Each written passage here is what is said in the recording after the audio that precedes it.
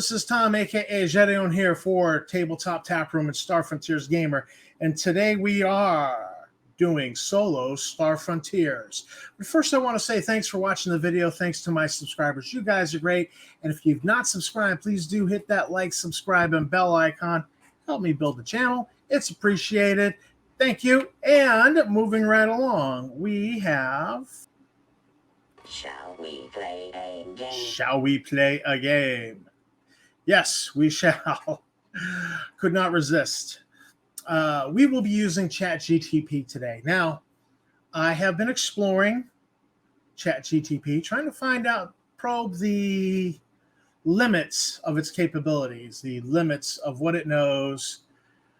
For instance, I gave it a movie quote, but I misquoted the movie quote. It was not exact, so it did not know what I was referring to.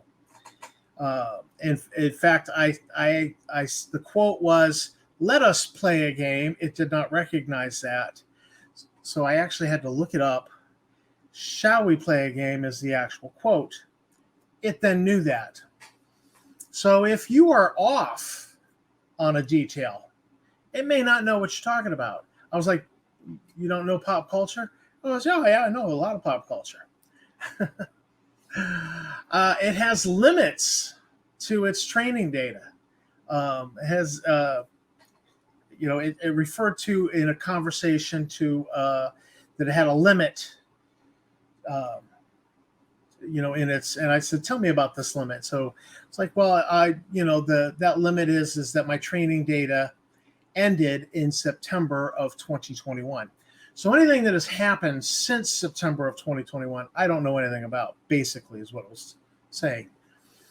And of course, the data that is part of the training data that's prior to 2021 is a curated.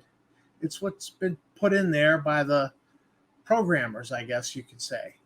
So it does have limits, and but it has assured me repeatedly that if I give it parameters, it will play within those parameters.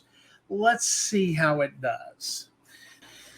So first off, I prepared a document, told it all about the setting, gave it parameters. This star system has these planets, they have this economy, they have this gravity, they have this for species that have colonized it. They have, and I gave all the details. I said, all right, this star system has 2 jump routes, jump route going here, jump route going there. And I explained enough of the system that just in case it wanted to branch out of the star system I told it we were going to be playing in, we could. And as the game went on, it did fine at first, but then as the game went on, it had a complete failure. So it's, and as it went on, it forgot even the names of the planets. Like, it started just making up planets, like it forgot, like, oh, geez, I can't remember. That was so long ago. It's only been 20 minutes, dude. So Chat GTP is forgetful, potentially senile, I don't know. But it forgets the parameters, and it assured me, oh, no, you can give me parameters, and I will operate within them. It lies. That is not correct. So I had prepped this whole document explaining the very limited setting I wanted to operate within. And it just, as time went on, it just forgot and forgot and forgot. And so then I had to do things like, it was introducing humans. And I told it there would be no humans. I told it there was only going to be Huma, Asakar, and Ifshnitz. That's it. And so at some point, it introduced a Versk. And I said, what species did I tell you was in the setting? And then it came back with Asakar, Ifshnit, Huma. And I was like, okay, limit all the NPCs to those species. And so then to test it, I said, all right, this NPC that I'm in pursuit of, what is their species? They're an Asakar. I said, okay, you're tracking for a little bit right now.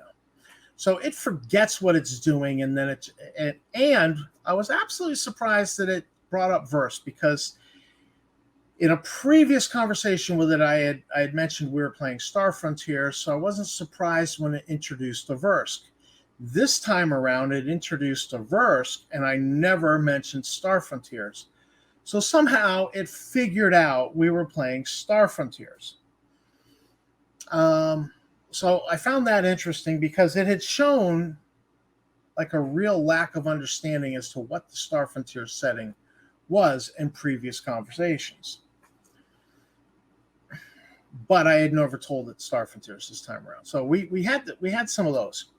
I had given it parameters about paydays, about wages, and it just messed those up repeatedly.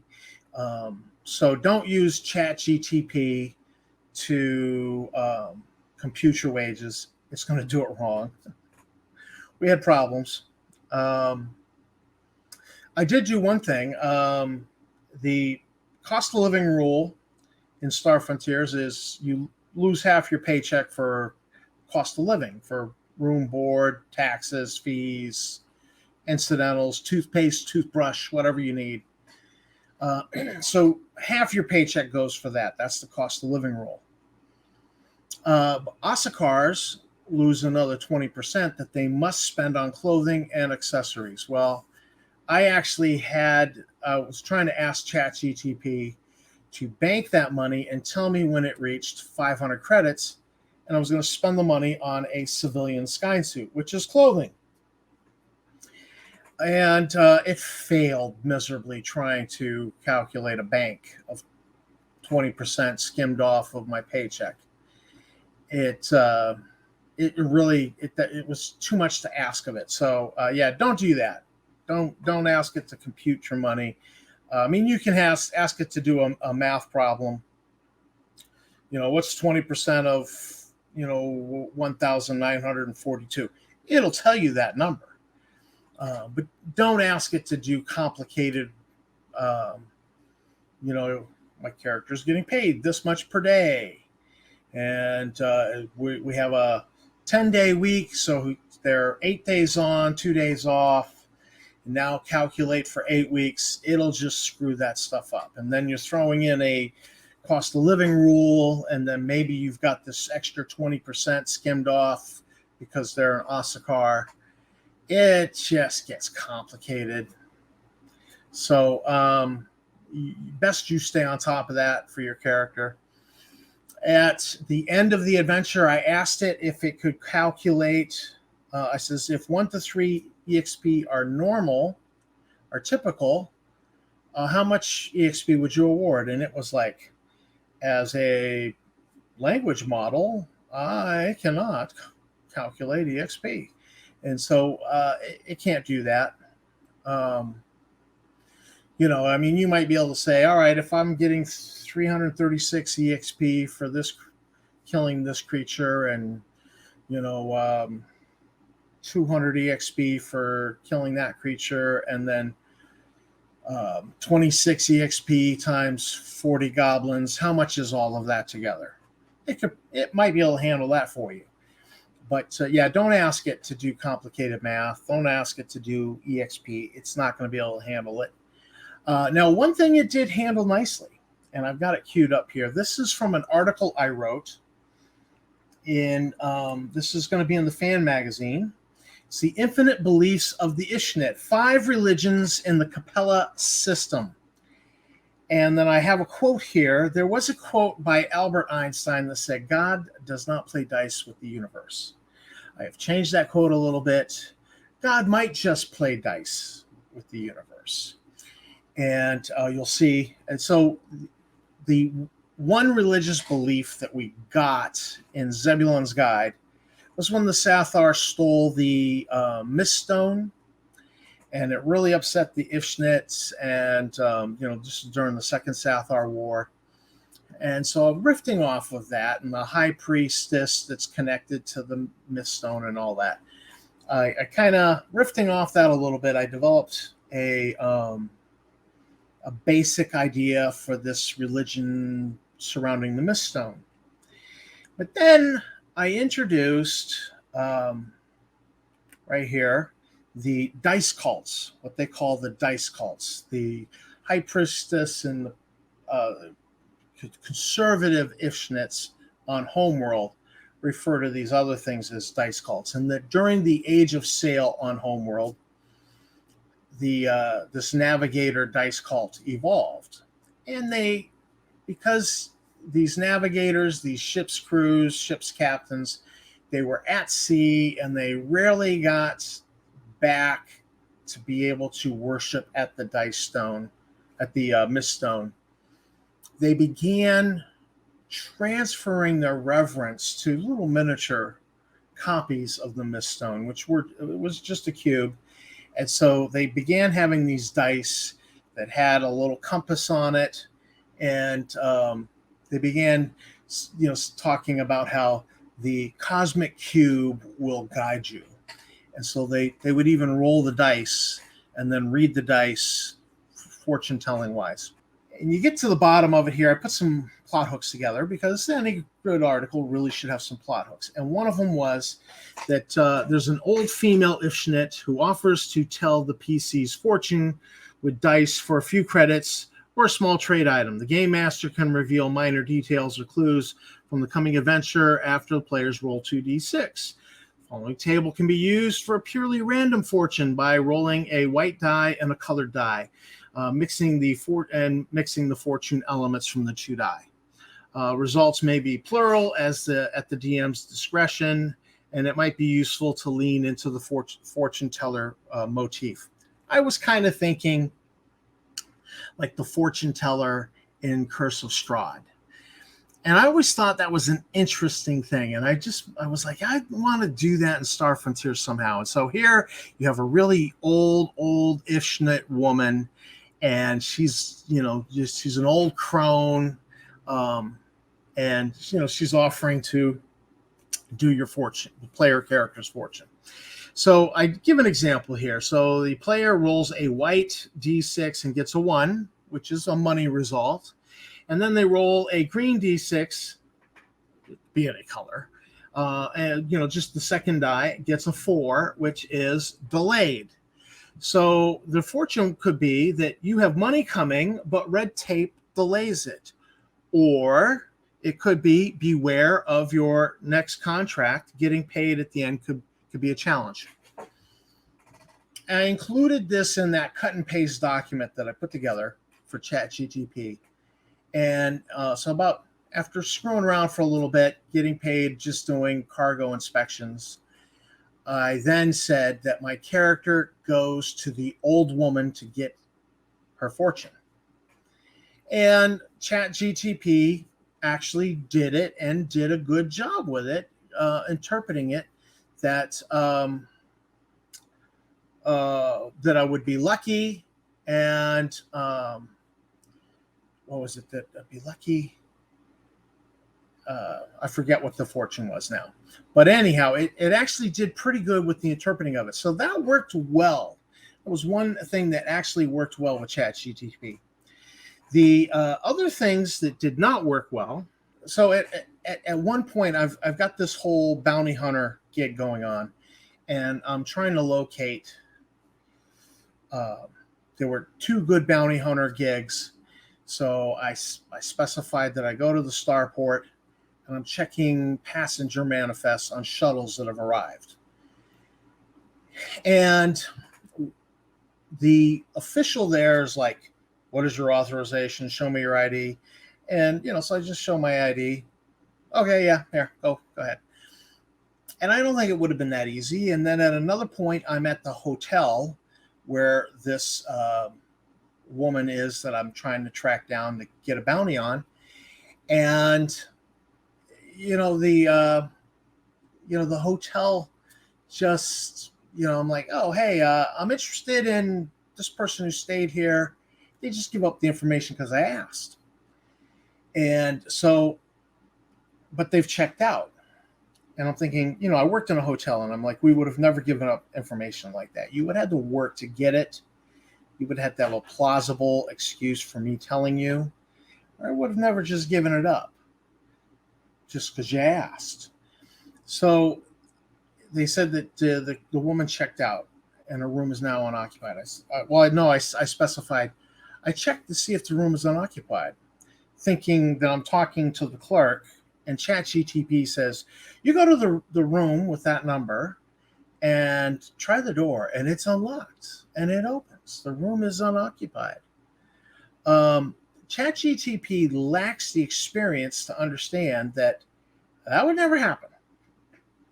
You go to a hotel, the room's unoccupied, the door's locked, you can't get in. You got to get a key. You got to check into the room, or you got to have a key from the hotel. To security has a key that they get into the room, or the front desk can code a key, and then you take that key and you can get into the room. So it just let me go in the room. It says the room is unoccupied. So I did a search, and I specified what the result number was that I needed on an intuition check for my character to search the room and maybe find something. I failed. So this is what, maybe you can talk to staff. So I says, all right, I tracked down the house cleaner. And I asked the house cleaner and I specify that I do have psychosocial skills, so that gives me a bonus with persuasion and communication if I need them. Well, automatically it goes, yeah, you use your persuasion and communication. And, and just because I asked, the house cleaner just gives up the diary that she found in the back of a drawer just for asking.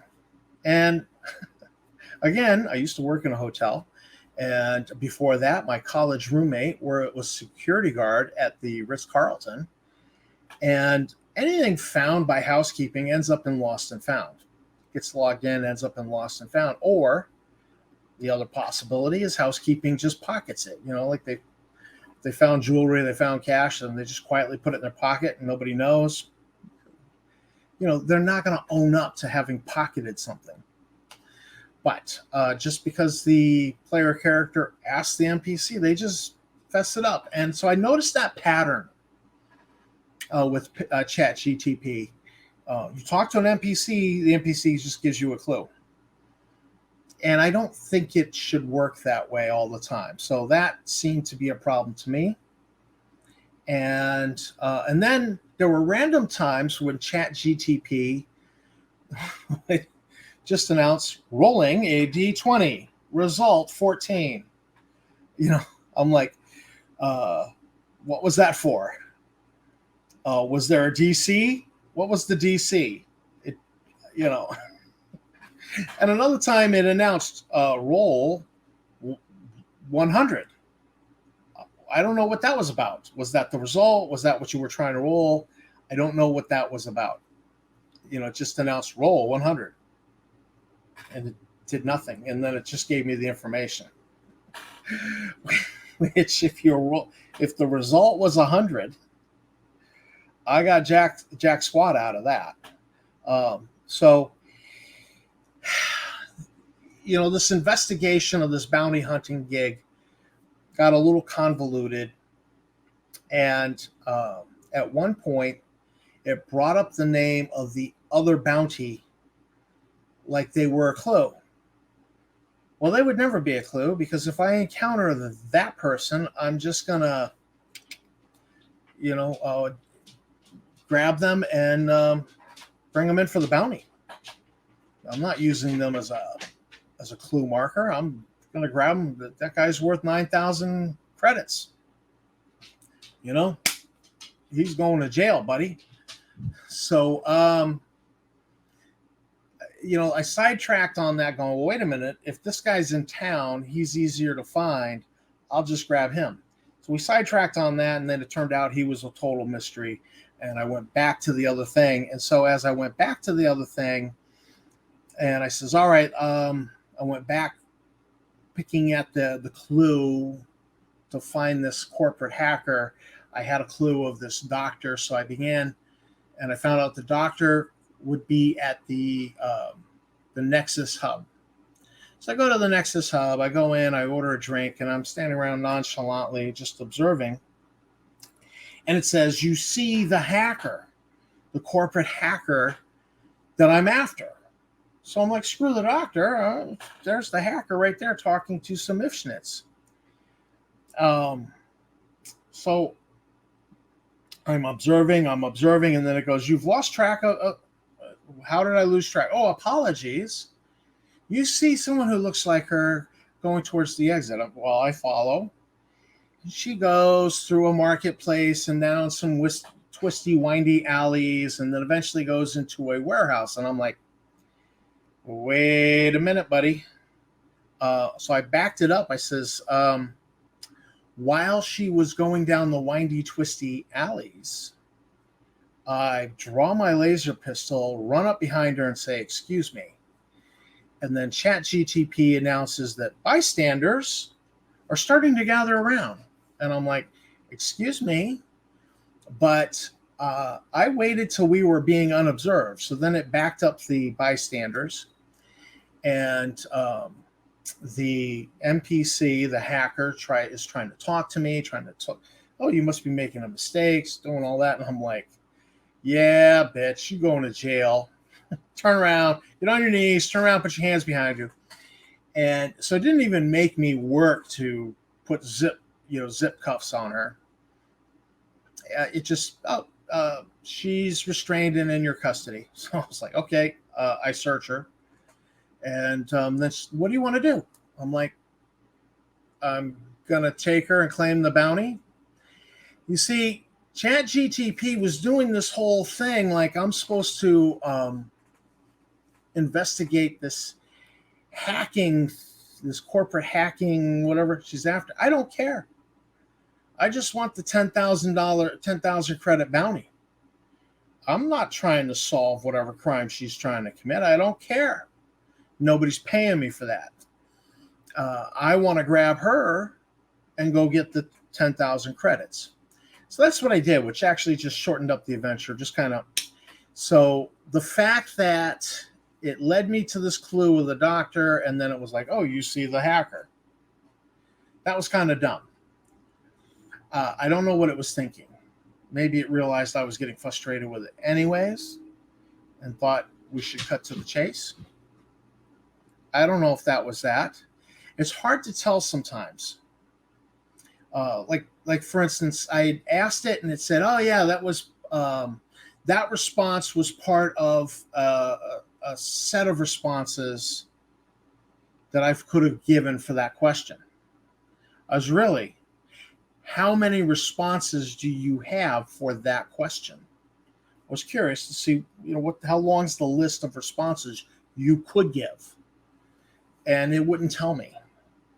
And when I try to ask that kind of question to find out how much information it's working from, it won't tell me.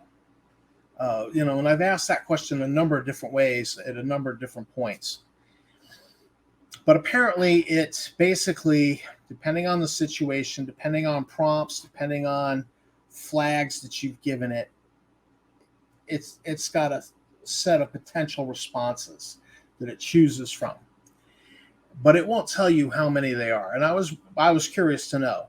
So yeah, Chat GTP, it's very story based. And in fact, you can explore the possibilities of a romantic relationship with an NPC. You could have an NPC you could just start with an NPC who's your girlfriend if you want. Now, in a previous test that I did, I said, my character wants to see about meeting someone. I forget exactly how I phrased it, and it gave me like 4 options or 6 options. It gave me a bunch of options. One of them was, like going to a bar, talking to people. One was connecting on social media. It was a couple of, different options. And so I thought, oh, that's interesting. But it's very story-based. It's a lot of story-based type of things where it gives you, and then you respond, and then it responds. And so it's not into the mechanics, the rolling dice type of mechanics per se. And I tried to do that here as another test so I could demonstrate it, and it stonewalled me. It refused to give me an answer.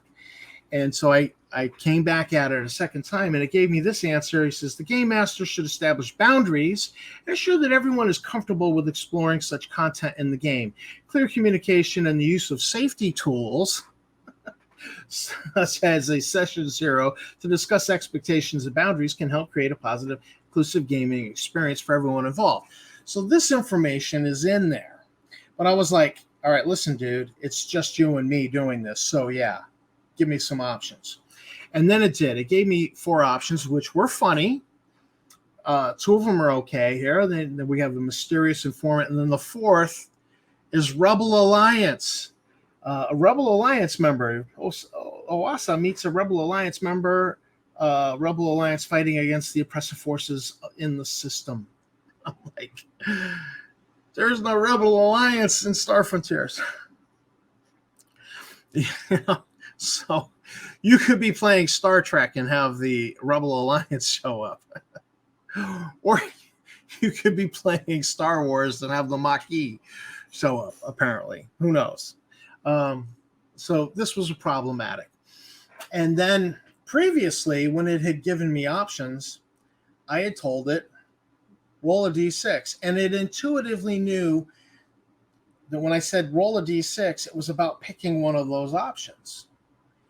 And so immediately when it rolled a d6 and it came up 4, it then restated option 4. And I was like, yeah, go with that. Well, here I was like, roll a d3. And it was like, I don't know how to roll a d3. It's been rolling dice for me left and right. D100, 2d10. I've tested it. It can roll 3d10. Initially, when I told it roll 2d10, it did not do the classic convention of summing the 2 numbers. It goes, 2 and 7. And I was like, no, when I say 2d10, that means you sum the numbers. So then it redid it and summed the numbers. So it's been rolling dice all along. And when I told it, just roll a d3, it went stupid. And so then I said, roll a d4 and ignore a 4 result. And it still went stupid. And even indicated that it knew that I was asking it to roll to pick one of how these relationships. And so finally, I kept pushing it and it rolled a d4. And it came up with 3, and we went with this mysterious informant. Now, to be sure, my character is an Osakar. I just did this for a test to show that you could do this in Chat GTP. It can give you options. But for some reason at the end of the game here, Chat GTP went stupid on me and didn't want to give me options and didn't want to roll dice for me. I really don't know why. But these are certainly possibilities because it is very story-based. So that's our first test. It wasn't great. I awarded my my player character 1 experience point for that. And she made, at the end of the day, she walked away with 4,406 credits all told after everything, even after paying for the fortune telling. So not bad for a first episodic adventure. It's you're not going to get very epic adventures through this. You're going to get very small episodic type of things. It probably will never end up being something epic. You really need a game master for that, who's going to think and plan and craft that style of adventure. But this certainly is a possibility for solo gaming, and it can let you scratch the itch of getting your Star Frontiers on. And, have a character develop over time.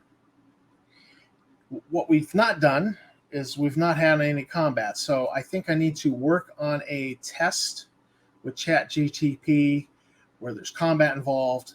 I would like to look into running the classic Nighthawks commerce campaign where you've got the freighter, you're picking up cargoes, you're selling them at another location, and you're trying to pay off that banknote. But I did prep my document. I can cut and paste it back in for the next time I play. And hopefully Chat GTP will remember a little bit better next time, maybe. Who knows? So this is Tom signing out. That was our test. That's how it went. Check it out yourself. Give it a whirl. You might have an easier time running a Traveler campaign. Just freewheeling, let it make up star systems. Verinda 3 and Vloss 26, and just let it make up stuff, and you just go there and do it. Oh well. A Traveler campaign probably will be a lot easier to run. We're signing out for Tabletop Taproom and Star Frontiers Gamer. Thanks for watching the video. Thanks to my subscribers. You guys are great. Don't forget hitting that like, subscribe bell icon, and I will see you in the frontier.